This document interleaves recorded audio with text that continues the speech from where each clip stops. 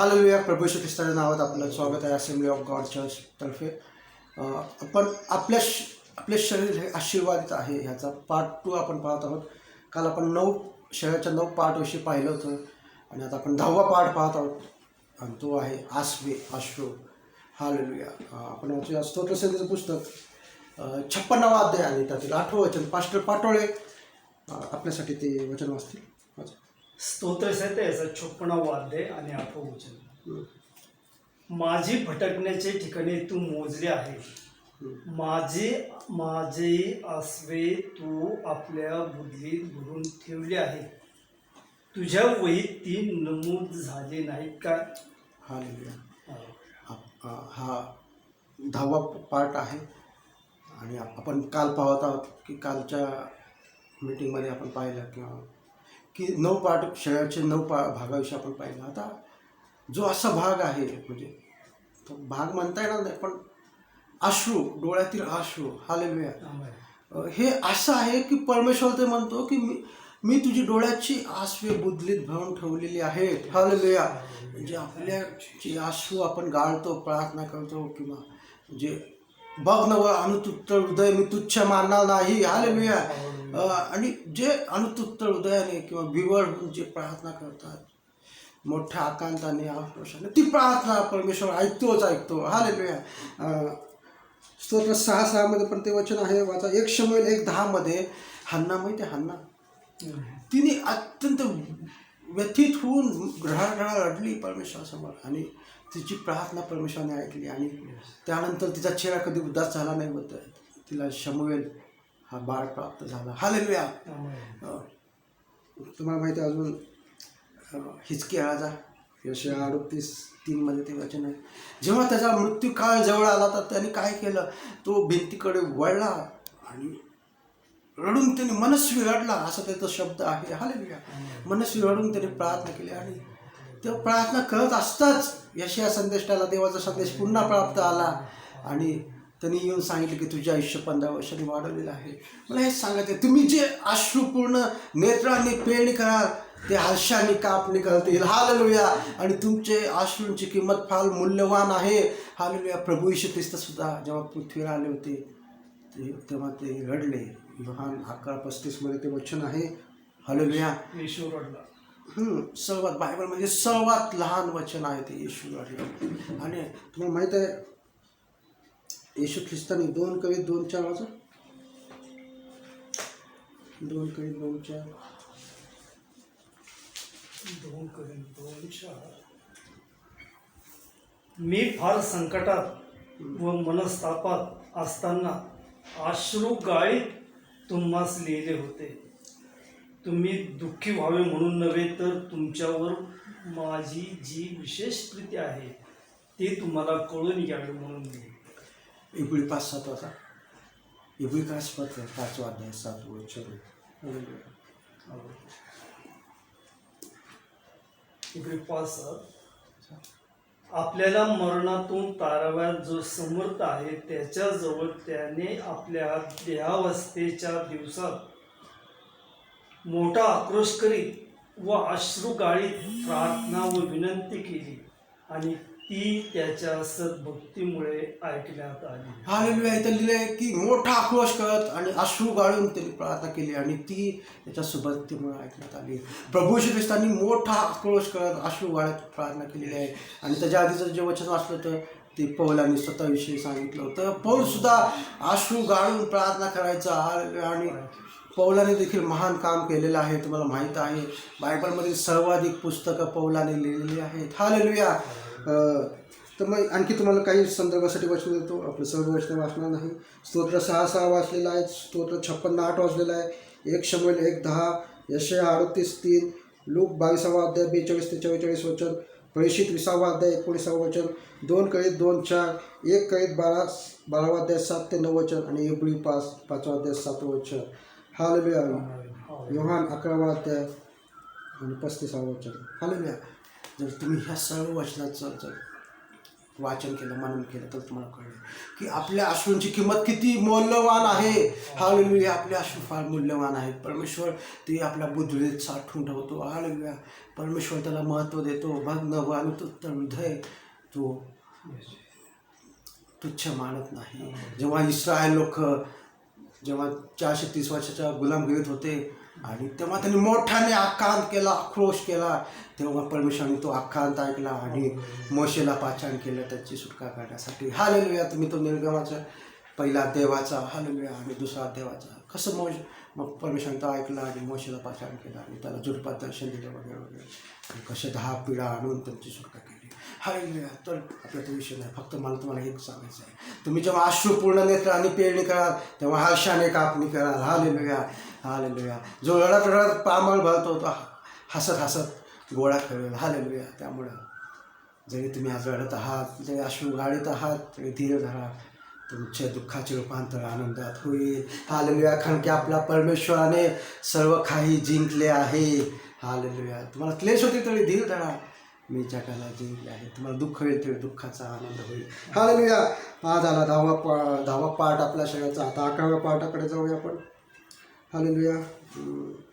रक्त. हालेलुया, रक्त. वचनाचा इब्री 9:12. इब्री लोकासपत्राचं 9वा अध्याय आणि 12वं वचन. कारण बकऱ्याचे व बैलाचे रक्त आणि कालवडीचे राख ही अशुद्ध झाल्यावर शिंपडल्याने जर देहाचे शुद्धीकरण होईल इतके पवित्र करतात, तर सार्वकालिक आत्म्याच्या योगे त्याने निष्कलंक अशा स्वतःच देवाला अर्पण केले त्या ख्रिस्ताचे रक्त आपली सद्सद्विवेक बुद्धी जिवंत देवाच्या सेवेसाठी निर्जीव कृत्यानुसार किती विशेष करून शुद्ध करेल. 22व्या वचनाचं. नियमशास्त्राप्रमाणे रक्ताने बहुतेक सर्व काही शुद्ध होते आणि रक्त ओतल्या वाचून पाप क्षमा नाही. इथं स्पष्ट लिहिले की जे मानवाला बहुमूल्य देणगी जी मिळालेली आहे ती रक्त आहे. हालेलुया. आणि तुम्हाला रक्तदानाचं महत्त्व माहीत आहे, मी काय तुम्हाला वेगळे सांगायची गरज नाही. आज बरेचसे कोरोनामुळे ॲडमिट आहेत, त्यांना रक्ताची गरज असते. तर जे तरुण आहेत त्यांनी रक्तदान करा. आणि सरकार देखील वारंवार आवाहन करत असतं की रक्तदान करा, कारण की रक्तामध्ये जीवन आहे. हालेलुया. रक्त जर नसेल तर मनुष्य गेलाच. हालेलुया. रक्तामध्ये जीवन आहे. एक वचन लेविया 17वा अध्याय 11वं वचन. हालेलुया. आणि रक्ताशिवाय पापाची शुद्धी होत नाही. लेवीचं पुस्तक 17वा अध्याय 11वं वचन. हालेलुया. रक्त फार बहुमूल्य आहे. रक्तात जीवन आहे. रक्ताशिवाय पापाची क्षमा होत नाही. हालेलुया. शरीराचे जीवन तर रक्तात असते आणि तुमच्या जीवाबद्दल वेदीवर प्रायश्चित करण्यासाठी ते मी तुम्हाला दिले आहे. कारण रक्तात जीव असल्या कारणाने रक्तानेच प्रायश्चित्त होते. तुम्हाला माहीत आहे, रक्तानेच प्रायश्चित्त होते आणि रक्तातच जीवन आहे. आणि तुम्हाला माहीत आहे की आपले रक्त किती बहुमूल्य आहे, ते कुठंही बाजारात विकत मिळत नाही. हालेलुया. इतकं म्हणजे रक्ताला महत्त्व आहे. आणि तुम्हाला माहिती आहे असंच मौल्यवान रक्त प्रभू येशू ख्रिस्ताने तुमच्या आमच्या पापांसाठी सांडलं आणि त्या रक्ताने आपल्याला त्यांनी विकत घेतलं. त्या रक्ताद्वारे त्यांनी आपल्याशी नवा करार केलेला आहे. तुम्हाला माहीत आहे प्रभू भोजनाचा विधी. हालेलुया. आणि त्या रक्ताद्वारे आपल्या सर्व पापांची क्षमा झालेली आहे. 1 योहान 1:7 ते वचन आहे. आणि ते बहुमूल्य रक्त परमेश्वराने आपल्याला दिलेलं आहे. त्यात जीवन आहे. हालेलुया. रक्तामध्ये जीवन आहे आणि तो शरीराला जिवंत ठेवतो. ते पूर्ण शरीरात तो संचार करतो रक्त. त्यामुळे पूर्ण शरीरात जीवन असतं, शरीर जिवंत राहतं. हालेलुया. रक्तात जीवन आहे. ही बहुमूल्य देणगी परमेश्वराने आपल्याला दिलेली आहे. हालेलुया. आणि तुम्हाला माहिती आहे रक्त बोलतं सुद्धा. हालेलुया. जसं हाबेलाचं रक्त बोलत होतं तसं प्रभू येशू ख्रिस्ताचं सुद्धा रक्त बोलतं. हालेलुया. त्यामुळं रक्तामध्ये जीवन आहे. रक्तामध्ये आशीर्वाद आहे. रक्ताशिवाय पापाची क्षमा नाही. आणि तुम्ही फक्त प्रभू येशू ख्रिस्ताचं रक्त दरवाजाला लावा. हालेलुया. तुमच्या घरात मळी येणार नाही. निर्गमचं 12-13 अध्याय वाचा. हालेलुया. जेव्हा मळीचा दूध फिरत होता तेव्हा त्याने देवाने आज्ञा केली की रक्त लावा कपाळपट्टीवर, म्हणजे ती मळीचा दूध तुमच्याकडे येणार नाही, तुमच्या घरात येणार नाही. हालेलुया. आता पण तेच करायचं आपल्याला. प्रभूचं रक्त वागवायचं आहे, ते रक्त दरवाजावर लावायचं आहे. हालेलुया. हा झाला की 11वा पाठ. आता 12वा आणि शेवटच्या पाठकडे जाऊया. अस्थी. हालेलुया. अस्थी. आता तुम्ही म्हणता हा कुठला पाठ झाला? हालेलुया. पण अस्थीला पण महत्त्व आहे. वाचा येस 2 राजे 13वा अध्याय 20 आणि 21 वचन वाचा. अस्थी पण फार मूल्यवान आहेत देवाच्या दृष्टिकोनातून. हालेलुया. दुसरे राजे 13वा अध्याय 20 आणि 21 वचन. हा शेवटचा पाठ. दुसरे राजाचा 13वा अध्याय 20 आणि 21 वचन. आलिशा मृत्यू पावला व लोकांनी त्यास मूठमाती दिली.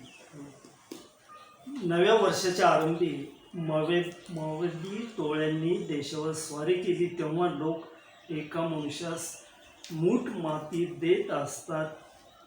त्यांच्या नजरेस एक टोळी पडली आणि त्यांनी ती प्रेत आलिशाच्या कबरेत टाकले. तेव्हा आलिशाच्या अस्थी स्पर्श झाल्याबरोबर तो मनुष्य जिवंत होऊन पायावर उभा राहिला. हालेलुया. आलिशा हा देवाचा संदेष्टा होता आणि त्याच्या अस्थीला एका मृत व्यक्तीचा स्पर्श झाल्यामुळे तो जिवंत झाला. हालेलुया. इतकं म्हणजे आपल्या अस्थीमध्ये सुद्धा शक्ती आहे, देवाचं सामर्थ्य आहे. हालेलुया. तुम्ही म्हणता कसं काय सामर्थ्य आहे? वाचा एसकेल 37वा अध्याय. एसकेल 37वा अध्याय ते वाचा. पहिलं वचन. एसकेल 37 पहिलं वचन आणि 10वं वचन. एसकेलाच्या पुस्तकाचा 37वा अध्याय पहिलं वचन. परमेश्वराचा वरदहस्त मजवर आला आणि परमेश्वराच्या आत्म्याला स्फूर्ती होऊन त्याने मला उंचवले व खोऱ्यात नेऊन टाकले. तेथे अस्थी होत्या. आणि पुढचं जर पाठ तुम्ही सरळ 10 वचनापर्यंत पाहिलं तर परमेश्वराने सांगितलं की त्या अस्थींना संदेश दे. आणि जेव्हा त्या अस्थींना संदेश दिले तेव्हा ते एकत्र जुडले आणि सजीव झाले. त्यांच्यावर मांस आलं, रक्त आलं, त्यांच्यावर फुंकर घातले आणि त्याचं एक मोठं सैन्य तयार झालं. हालेलुया.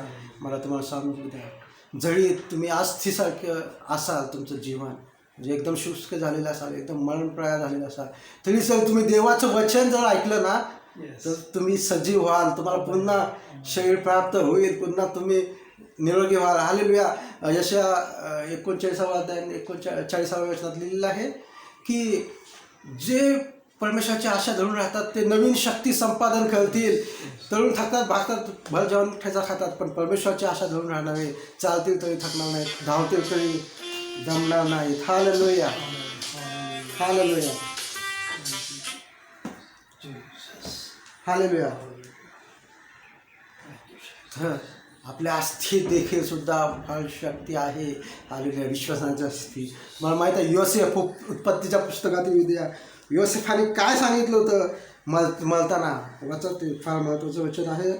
उत्पत्तीचा अध्याय 50वा अध्याय ते वचन आहे. वाचा 50वा अध्याय 25वा वचन. योसेफाने मलते वेळेस आपल्या भावांना काय शपथ भाव काय आज्ञा केली की ते वाचूया. उत्पत्ती 50-25.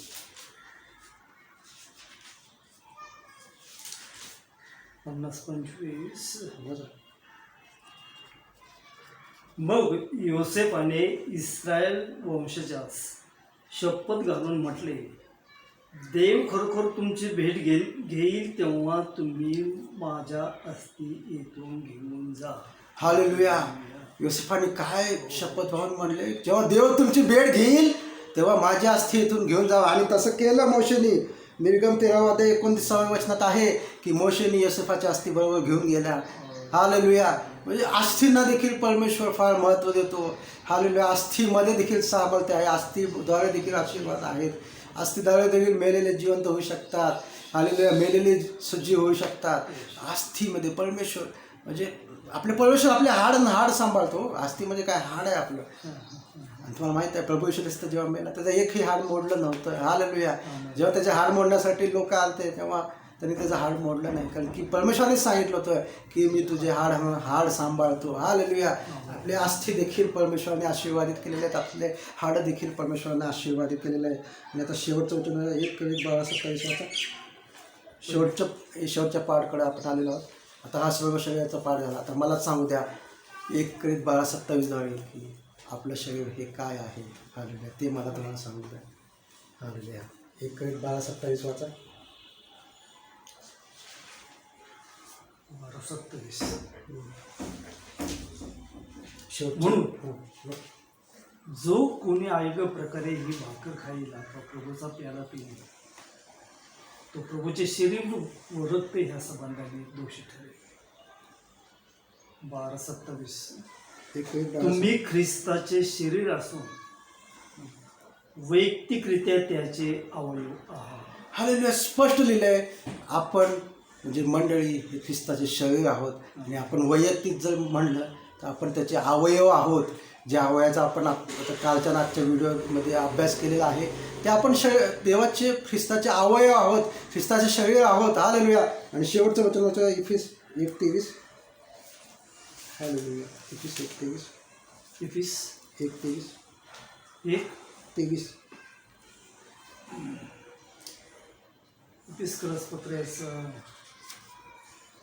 हीच त्याचे शरीर जो सर्वांनी सर्व काही भरतो त्याने ती भरली आहे. हालेलुया.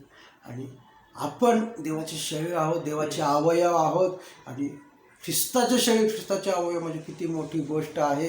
हालेलुया. किती मोठा मान देवाने आपल्याला ख्रिस्ताने दिलेला आहे. हालेलुया. त्याच्या रक्ताद्वारे आपल्याला पापाची क्षमा मिळाली आहे. त्याच्यावर विश्वास ठेवण्याद्वारे आपलं तारण झालेलं आहे. आपल्याला सार्वकालिक जीवन मिळालेलं आहे.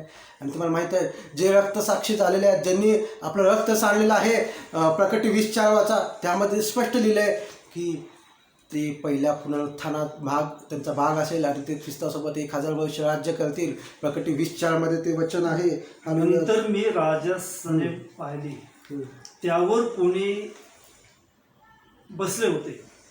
त्यांना न्याय निवाडा करण्याचा अधिकार दिला होता. आणि येशू विषयीच्या साक्षीमुळे व देवाच्या वचनामुळे ज्यांचा शिरच्छेद झाला होता आणि त्यांनी स्वपदाला व त्याच्या मूर्तीला नमन केले नव्हते आणि आपल्या कपाळावर व आपल्या हातावर त्यांची खून धारण केली नव्हती, त्यांचे त्यांनी पाहिले.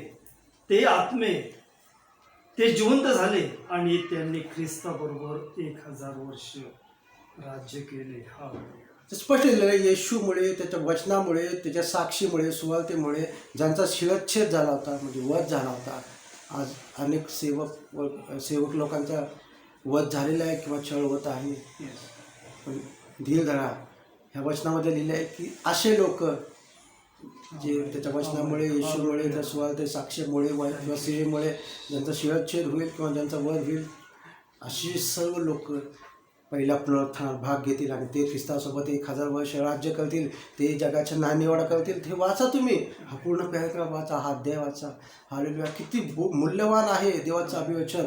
आणि तुम्हाला माहिती आहे देवाने आपल्या प्रतिरूपाचा मनुष्य आपल्याला बनवलेला आहे. हालेलुया. उत्पत्ती 1:27 मध्ये ते वचन आहे. देवाने आपल्या प्रतिरूपाचा असा मनुष्य घडवलेला आहे. हालेलुया. म्हणजे हे आपलं शरीर जे आहे ते देवाचं प्रतिरूप असं आहे, देवाचं मंदिर असं आहे. हालेलुया. 2 Corinthians 6:16, 1 Corinthians 3:16 आणि 1 Corinthians 6:19-20 ही वचनं तुम्ही वाचा. हालेलुया. आपले शरीर देवाचं मंदिर आहे, देवाचा आत्मा वास करतो. त्यामुळे आपल्या शरीराने आपण देवाचा गौरव केलेला पाहिजे. देवाचा प्रतिरूप असं आपलं मंदिर आहे. आपले शरीर हे ख्रिस्ताचं शरीर आहे आणि ख्रिस्ताचा अवयव असं आहे. हालेलुया. आणि आपल्या प्रत्येक शरीराचा पाठचा एक आशीर्वादित आहे. प्रत्येक पाठ. हालेलुया. इवन आपल्या हाडं अस्थी देखील आशीर्वादित आहे, रक्त आशीर्वादित आहे. आपले अश्रू आशीर्वादित आहेत. हालेलुया. आपले सर्व केस देखील आशीर्वादित आहेत. हालेलुया. देवबाप तुम्हाला ह्या वचनाद्वारे आशीर्वादित करो. God bless you. आमेन. बरं.